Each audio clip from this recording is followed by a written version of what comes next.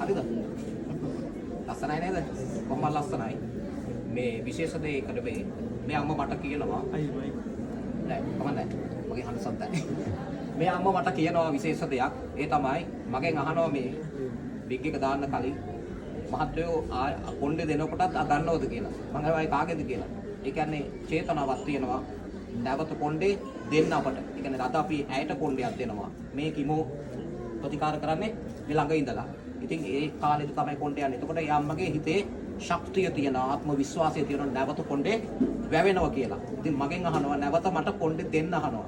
ඉතින් පින් නැවත ඔබගේ කොණ්ඩේ ගන්න අනිවාර්යෙන් ඔබතුමියගේ කොණ්ඩේ ගන්න විතරක් හරි මම එනවා රමුක්කන ඉඳලා දැවිලා තියෙනවා.